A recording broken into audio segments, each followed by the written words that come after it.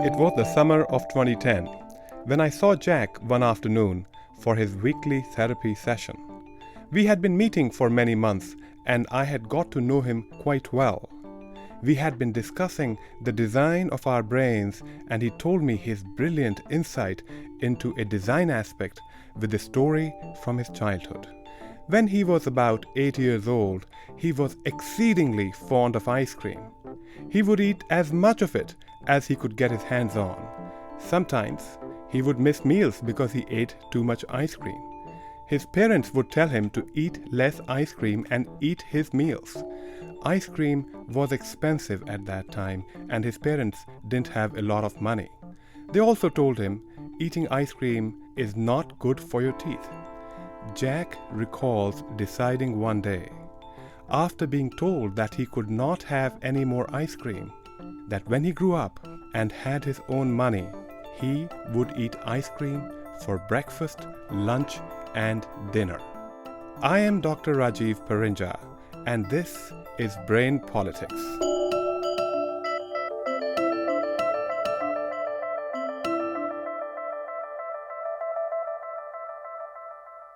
I am a psychiatrist, and Jack is a fictional therapy patient of mine.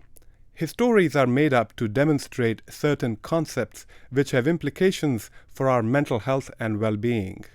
No information about a real patient is going to be revealed in these stories. My goal with this podcast is to inform and entertain. I want to encourage the listeners to think about their thinking.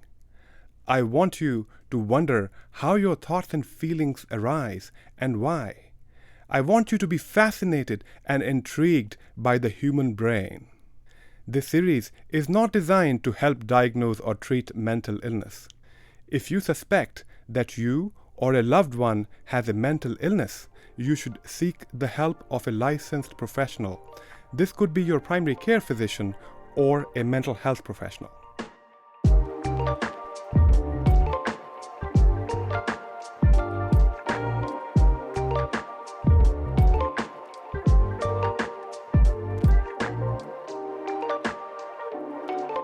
So I asked Jack if he had ever followed through on his promise to himself to have ice cream for breakfast, lunch, and dinner.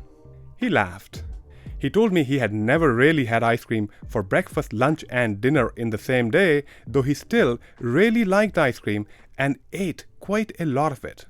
He did recognize that eating ice cream all the time was not great for his health, and he tried to limit how much he ate.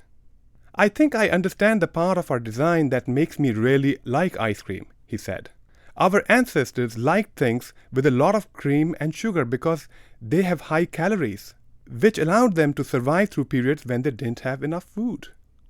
That's right, I told him. Our cave-dwelling ancestors rarely had enough food to cause the problems of obesity and diabetes, which are very common now. But I can see 3 more design implications of your story. You are the doc, he laughed, quoting from one of the Back to the Future movies. Let's see what you got.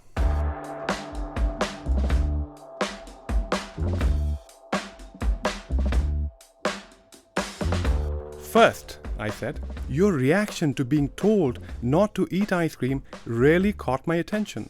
There's a term for it, which I will come to in a moment. But if we apply the same logic, that our ancestors must have benefited from it. I imagine that our ancestors often encountered other people trying to take control over their actions and their lives, taking away their autonomy. If you imagine an ordinary person living in medieval England when the world was predominantly a feudal place, they probably had someone trying to say to them, "I am your lord, and you are a mere peasant. Bow to me, you fool, and do as you are told."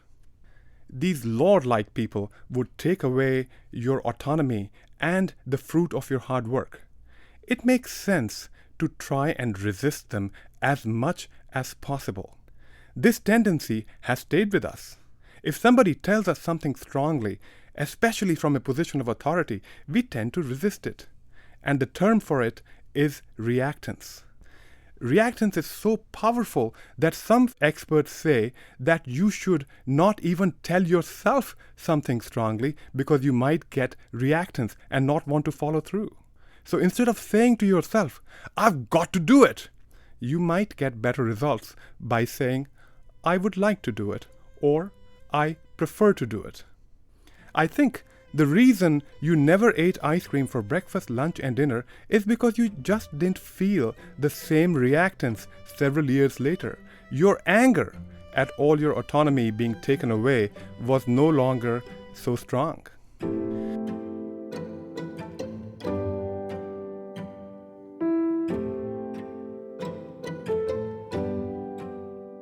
The second design component, which, though not unique to human beings, is probably better developed in us than any other species, is our ability to regulate ourselves and stop ourselves from doing what we feel like doing, or sometimes doing things that we don't feel like doing. You want to eat ice cream, but you don't eat as much as you feel like because you know it is not good for you. This ability to regulate ourselves isn't perfect, and it does vary from time to time. It varies from person to person, and it makes us slip up every now and then.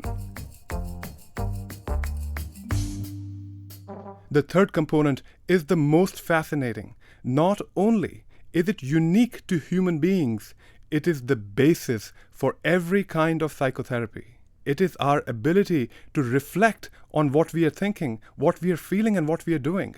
We can wonder about the design of our brains, and over the last 150 years, we have been able to investigate it scientifically.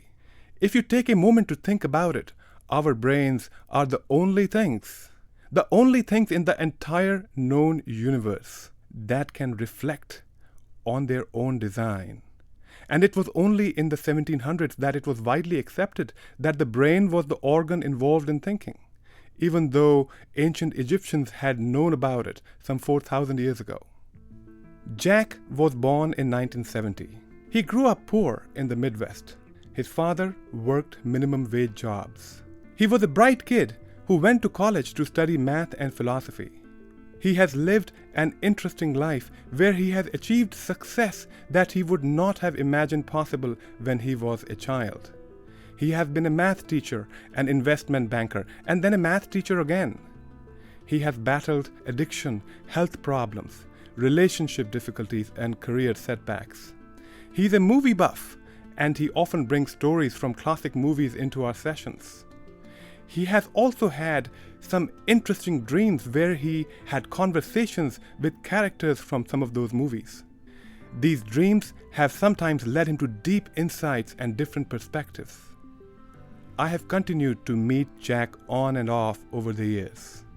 He's in what he calls his strange place now. It is strange for him because he's happier and more peaceful than he has ever been, despite being in worse health than he has ever been. His constant strive to learn and understand himself from a philosophical, psychological, and neuroscience standpoint has given him the tools he needs to come to a state of understanding and a state of acceptance of his multiple problems. It allows him to have a different perspective, a perspective of gratitude for the many things that worked well in his life. These days, he pursues spiritual growth, which he believes is at the core of our very being. Jack has pushed me to learn more by asking me many difficult questions. Our discussion of many stories from his life has given me new perspectives. I chose the name Brain Politics for this podcast because the brain does work a little like politics does, with multiple players with varying powers pushing their agendas, sometimes in conflict with each other, and at other times collaborating with each other. Sometimes they connive with each other to overwhelm other parts of the brain.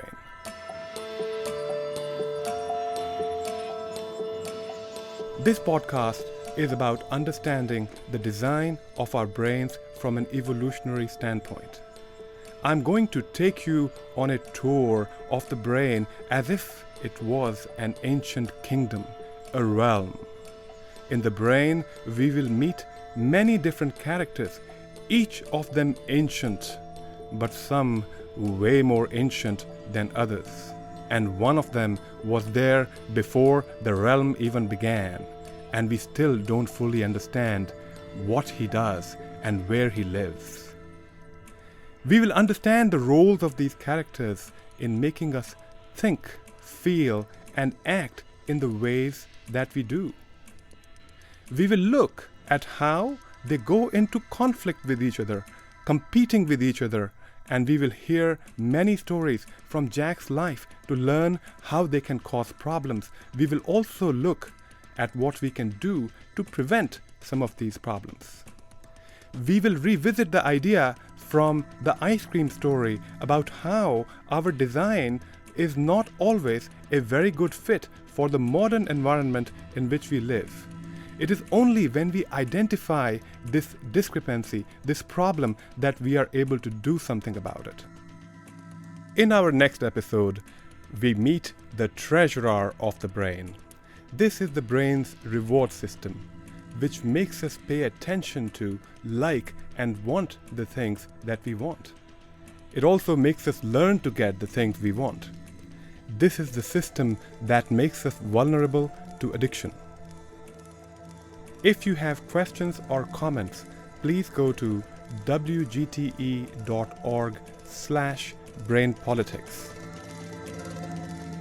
I am Dr. Rajiv Parinja. I am your host and producer.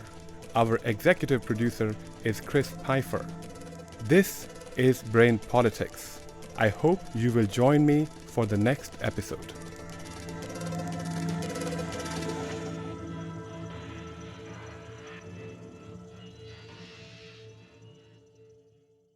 WGTE. Voices around us. WGTE is supported in part by American Rescue Plan Act funds allocated by the City of Toledo and the Lucas County Commissioners and administered by the Arts Commission.